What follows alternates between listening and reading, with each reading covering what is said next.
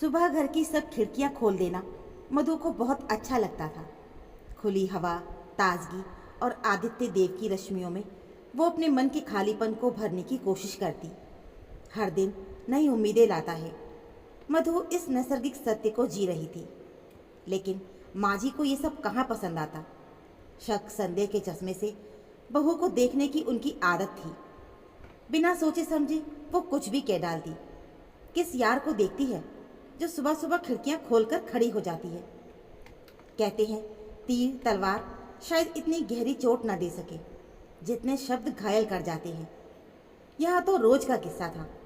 औरत जो थी, जिसकी नियति सबकी सुनने की होती है, इसलिए मधु उनके कटु शब्दों को भुला देती थी। सच ही तो है, जब विकल्प ना रहे तो सीमा पार जाकर भी समझौते करने पड़ते हैं। इस समझदारी ने ही तो उसे ऐसा तटस्थ बना दिया था जिसे सब पत्थर कह देते थे। कुछ असर ही नहीं, जो चाहे कहो। लेकिन ये किसे पता था कि उसका अंतर्मन आहत होकर कब का टूट कर बिखर गया। ये तो उसे खुद भी पता नहीं था।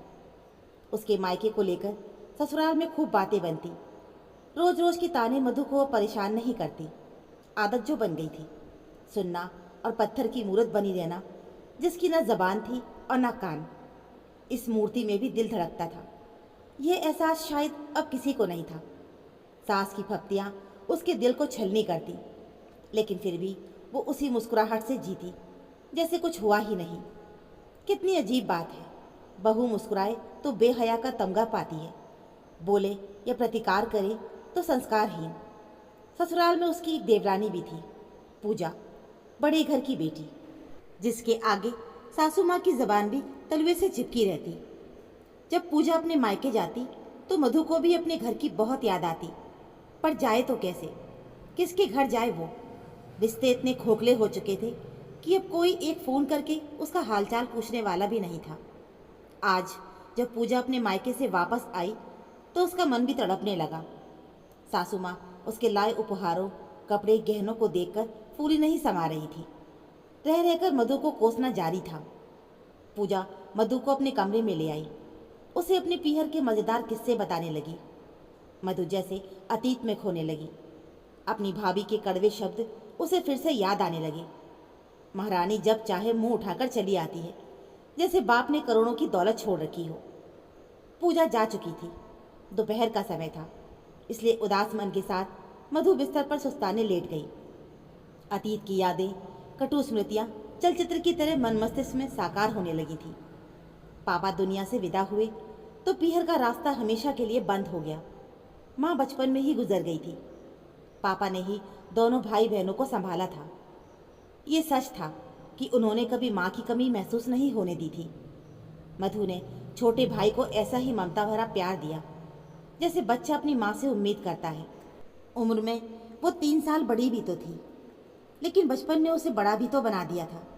मासूमियत छिन गई, लेकिन भाई राहुल भी उस पर जान छिड़कता था। समय पंख लगाकर ऐसे उड़ा कि पता ही नहीं चला कि गुड्डे गुड़ियों से खेलते वो कब बड़े हो गए। पापा जल्दी से अपनी जिम्मेदारी से मुक्त हो जाना चाहते थे। मुकुल का रिश्ता आया। इंजीनियर, सुंदर, सौम्य स्वभाव, प्रतिष्ठित परिवार। बस पापा को और क्या चाहिए था। झट से रिश्ता पक्का कर दिया। मधु खुदगर्ज नहीं थी। उसे अपनी शादी के अरमान खुशी तो दे रहे थे, लेकिन पापा और भाई का ख्याल उसे बेचैन करने लगा। वो विदा हुई तो फिर कौन संभालेगा घर को। नारी के बिना घर घर नहीं हो सकता। भाई के प्रति असीम प्रेम और पिता के स्नेह को समझकर मधु ने जिद पकड़ ली। मैं शादी करूंगी तो एक ही शर्त पर, भाई की शादी भी उसके साथ हो। किसे पता था कि ये प्रेम ही आगे समस्या बन जाएगा, सरल जीवन को कठिन कर देगा। रिश्तों में दूरी बढ़ती जाएगी। सबको झुकना पड़ा और 7 दिनों के अंतराल पर दोनों की शादी संपन्न हो गई। मधु ससुराल के लिए विदा हुई तो पीहर में उसकी भाभी आ गई। बहुत खुश थी मधु। कुदरत ने बहुत दिनों बाद कुछ ऐसा सुखद दिया था जिससे उनकी अधूरी जिंदगी पूर्णता की ओर कदम बढ़ाने लगी थी। लेकिन जिंदगी इतनी सरल कहाँ होती है। मन का सोचा पूरा हो जाए तो क्या कहने। नई जिंदगी में मधु के सपने यथार्थ की कठोर धरा पर शीघ्र ही दम तोड़ने लगे। मुकुल बहुत अच्छे समझदार पति थे, लेकिन घर की स्थिति ऐसी थी कि वो खुले रूप में अपनी पत्नी का साथ देने की स्थिति में नहीं थे। प्रतिभाशाली होकर भी अभी बेरोजगार थे। दोनों ही सास ससुर पर निर्भर थे, इसलिए मजबूरियों से समझौता समझदारी था। पापा को शायद ये उम्मीद ना रही होगी, इसलिए मधु की शादी के बाद शुभ बेचैन रहने लगी। दूसरी तरफ राहुल भी अपनी पत्नी और पिता के बीच संतुलन बिठाने में पिस रहा था। पापा को दुख न पहुंचे इसलिए मधु ने अपना मुंह सिल लिया, लेकिन पापा थे कि उसकी आंखों को पड़ जाते थे जितना वो छिपाने की कोशिश करती। पापा अनकही बातों को झट से पकड़ जाते।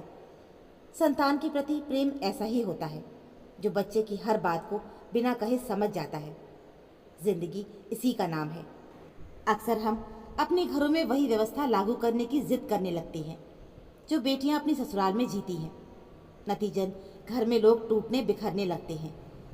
सच तो ये था कि मधु को कहीं चैन नहीं मिल रहा था। ससुराल में व्यंग तानों के बीच पिस रही थी, तो मायके में अपने भाई राहुल और पिता के ख्याल से उसकी भाभी ने जो समझदारी दिखानी चाहिए थी उसके विपरीत आचरण किया। मधु ना तो माँ बन सकी और ना ही मुकुल के दिल में स्थान पा सकी। दूरी, तटस्थता, यंत्र चलित कृत्रिम जीवन उसे आहत करता ही चला गया। घड़ी ने टन-टन अलार्म बजाया। मधु जैसे चौंक पड़ी। उसे अपने जिंदा होने का एहसास हुआ। चेहरे पर पसीने की बूंदें झलक रही थी। वो उठी और एक गिलास पानी पिया और खाली कमरे में फिर अपने खालीपन से खेलने लगी। पुरानी यादें फिर से ना चाहते हुए भी उसके आगे नाचने लगी। जब पिता का देहांत हुआ तो 12 दिन भी उसने मायके में कैसे निकाले थे, वो कटु अनुभव उसे याद आने लगा। भाई राहुल बेचारा कितनी कोशिश करता रहा कि दीदी को कुछ महसूस ना हो, लेकिन मधु कोई बच्ची नहीं थी। वो समझ गई कि पापा के बाद उसका रिश्ता भी इस घर से टूट गया है। फिर एक दिन वो अनुभव भी हो गया जिसने मधु के सारे भ्रम तोड़ दिए। राहुल की जिद पर वो मायके चली गई। भाई के साथ बहन को देख भाभी का मुंह फूल गया। रात को मधु ने उनके कमरे से आती तेज आवाज़ों को सुन लिया था।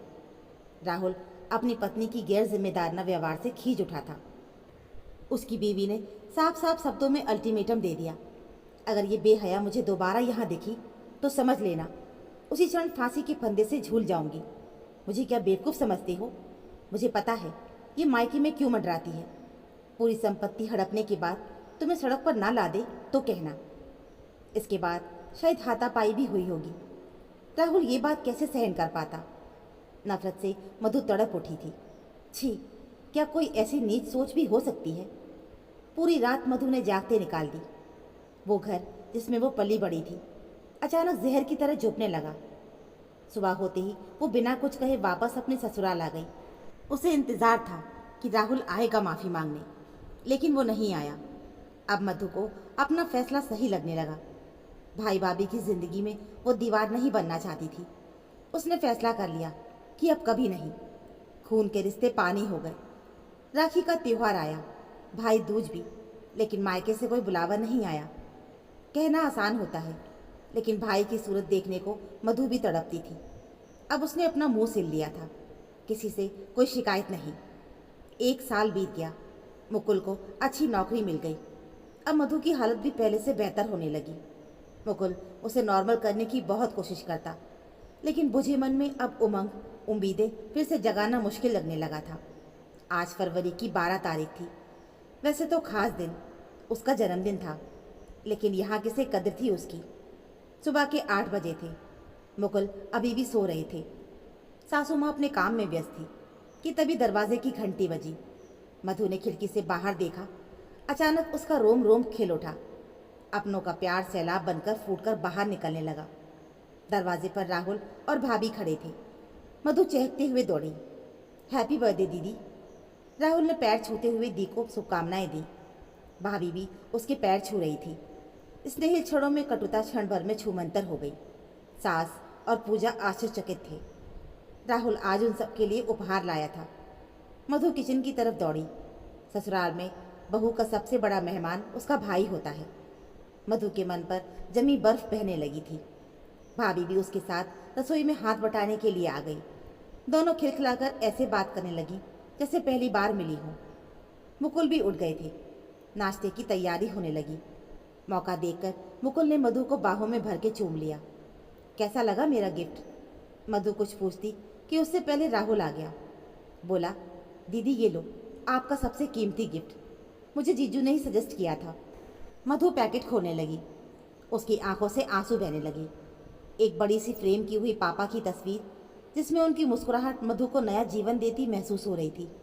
फोटो के अलावा गुड्डे गुड़िया भी थे, जिनसे मधु और राहुल बचपन में खेला करते थे। उपहार तो बहुत लाया था राहुल, लेकिन ये चीज़ें उसका दिल छू गई। आज पूरा दिन मधु के नाम था। मुकुल ने शाम को एक आलीशान होटल में डिनर रखा था। रात में जब मधु मुकुल के पास आई तो देखा सामने की दीवार पर पापा की फ़ोटो टंगी है। मुकुल कह रहा था, मधु, ससुराल में मायके की यादें ना हो तो जीवन अधूरा सा रह जाता है। अब अपने बेडरूम में आधी चीज़ें मेरी और आधी तुम्हारे मायके की यादगार वाली होंगी। ओ मुकुल, तुम इतना चाहते हो मुझे। मधु भावविवल होकर मुकुल से लिपट गई। मधु, चाहने का मतलब यही है कि हम बिना कुछ कहे एक दूसरे को समझें, एक दूसरे की कमी को पूरा करें। तुम अंदर ही अंदर घुल रही थी, लेकिन मैं तुम्हें जीते जी मरता नहीं देख सकता था। बत्ती बुझ गई। दोनों एक दूसरे की बाहों में खो गए। आज अचानक बर्फ पूरी तरह पिघल गई थी। तो दोस्तों, हमारी आज की कहानी में बस इतना ही। ये कहानी आपको कैसी लगी हमें कमेंट बॉक्स में ज़रूर बताइएगा। कहानी अच्छी हो तो प्लीज़ वीडियो को लाइक और चैनल पर अगर नए हों तो चैनल को सब्सक्राइब ज़रूर कर लीजिएगा। मिलते हैं फिर एक और नई कहानी के साथ। तब तक के लिए धन्यवाद।